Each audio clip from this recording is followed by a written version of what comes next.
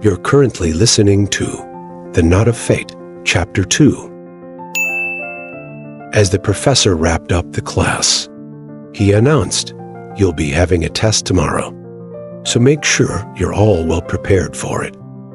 With that, he gathered his papers and left the room. The classroom buzzed with the usual chatter, but Emma's eyes soon fell on Chloe, who had her head down and was softly snoring. Emma couldn't help but smirk as she approached. Her friend gave her a gentle slap on the head. "Are you serious? Sleeping in class again?" Emma teased. Chloe jolted awake, her eyes wide with confusion. "No, absolutely not." Emma raised an eyebrow and gave her a teasing look. "You weren't asleep?" "No," Chloe insisted, her tone earnest, but not entirely convincing. "Then, what did the professor say a minute ago?" Emma asked, a mischievous glint in her eye. Chloe's face went blank as she scrambled to remember. He said the class is over." Emma burst into laughter, shaking her head. "Nice try. We've got a test tomorrow, silly." Chloe's eyes widened in horror. "Wait, what? What test?" Emma continued laughing as she patted Chloe's shoulder. "Yep, we've got a test, and you completely missed it. Come on, let's head to the cafeteria. I'll fill you in there." With a dramatic sigh and a playful pout, Chloe got up and sulked as they headed to the cafeteria together. "I swear my bed is conspiring against me. Maybe I should just start sleeping in class to keep up with the content." Emma grinned and nudged her friend. "Sure, and next you'll tell me you've got a PhD in apology." Chloe chuckled despite herself. "I might just have to. At this rate, it's my only academic achievement." As they walked towards the cafeteria, their laughter and banter continued. Meanwhile, Ethan sat in the bustling cafeteria. Lunch spread out before him as he chatted with his friends.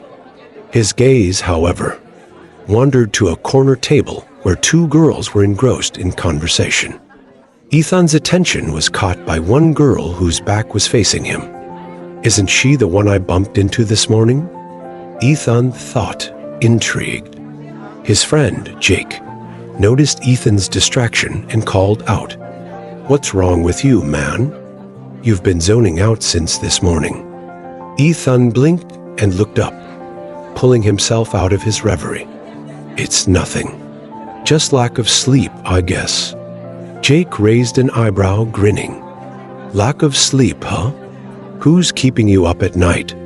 Ethan rolled his eyes, trying to brush off the question. "You guys should keep eating before I end up making you pay for my lunch too." His friends burst into laughter.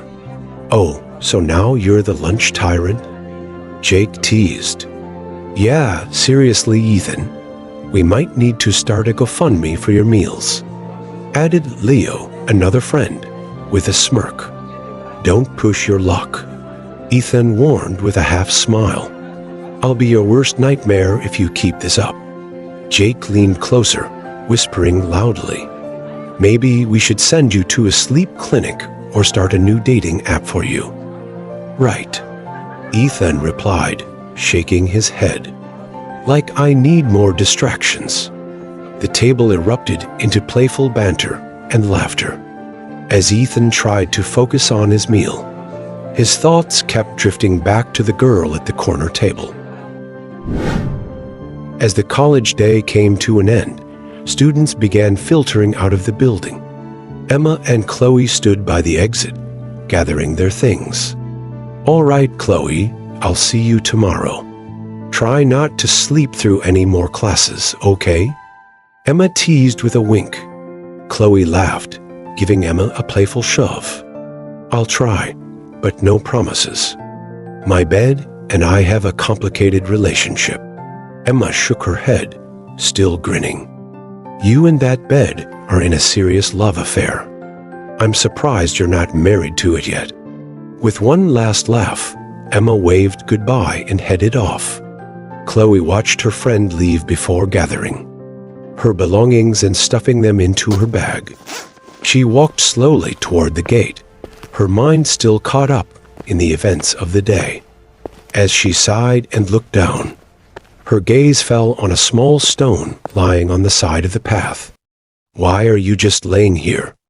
she muttered, narrowing her eyes at the stone as if it had a personal vendetta against her. In a burst of frustration, Chloe kicked the stone. Instead of sending it flying, the stone barely moved, and Chloe tripped over it. She flailed her arms as she stumbled. But before she could hit the ground, a firm grip caught her arm from behind. Chloe turned around quickly, her eyes squeezed shut in embarrassment. "Thank you," she blurted out, her face flushed. She opened her eyes just enough to see a shadowy figure, and then, mortified by the fact that she had been talking to a stone, she spun around and dashed out of the gate, her cheeks burning. As soon as she left, Ethan couldn't help but chuckle lightly. He watched her hurried exit with an amused smile. "Cute," he muttered to himself, shaking his head. He picked up the stone she tripped over, setting it aside with a bemused grin before heading to his car. Driving home, Ethan's thoughts were still on the girl. Her clumsy but endearing interaction with the stone had left an impression on him, and he couldn't help but smile. Chloe rushed into the house, her earlier embarrassment still fresh in her mind. She needed the comfort of home, and she knew exactly where to find it. She hurried into the kitchen and wrapped her arms around her mother from behind, resting her head on her shoulder. "Mom, you're the best," Chloe murmured, her voice filled with warmth. Her mother, surprised but pleased, turned slightly to give her a loving smile. "What's brought this on, sweetheart? Something on your mind?" Chloe shook her head, not wanting to admit her earlier mishap. "Just happy to be home," she said, her voice muffled against her mother's shoulder. Her mother chuckled softly. "Well, I'm always here for you, Chloe, and guess what? I've made your favorite lasagna for dinner." Chloe's face lit up with excitement. "Lasagna? You're the best, Mom." She planted a quick kiss on her mother's cheek, her earlier worries momentarily forgotten. With a playful grin, Chloe dashed out of the kitchen. "I'm going to freshen up before dinner." Her mother watched her go, shaking her head with a smile. Meanwhile, Ethan entered his house after parking the car in the garage. Inside, the silence greeted him, a familiar emptiness that echoed through the halls. He headed straight to his room to freshen up. Once he was back downstairs, he noticed the maids quickly setting the dinner table, as they always did whenever he came home. Just as he was about to dig into his meal, he heard the sound of footsteps approaching. He looked up to see his brother, Lucas, entering the dining room, looking worn out from a long day. Lucas slumped into the seat beside him, sighing heavily. "Man, today was brutal. The professors at Techville Institute are really pushing us hard," he said, rubbing his temples. Ethan offered him a sympathetic smile. "Yeah, I can imagine. But you're almost done with this semester, right?" Lucas nodded, reaching for some food. "Yep, just a few more weeks. But I swear, they're squeezing every ounce of energy out of us before we're done." Ethan chuckled, shaking his head. "Well, at least you're doing what you love. Not everyone gets to say that." Lucas grinned, taking a bite. "True, and hey, at least I have you to come home to and complain about it. Complaining is my favorite part of the day." Ethan replied with a smirk, taking a bite of his own food. As they continued eating, Lucas suddenly lit up, remembering something. "Oh, by the way, I went on a drive last night with the guys. We ended up at the old lookout point." Ethan raised an eyebrow, intrigued. "The old lookout?" Haven't been there in a while. How was it? Lucas shrugged, a grin spreading across his face. It was awesome. We just parked there, played some music, and chilled for a bit. The view was amazing as always. And we had this intense discussion about which Dragon Quest game had the best storyline. Ethan laughed. Let me guess, you are arguing for the third one. Lucas nodded enthusiastically. Of course. The third one is the best. It's got the perfect mix of story, gameplay, and nostalgia. You know it's unbeatable. Ethan leaned back in his chair, smirking. Yeah, but the second one will always have a special place in my heart. That final boss battle?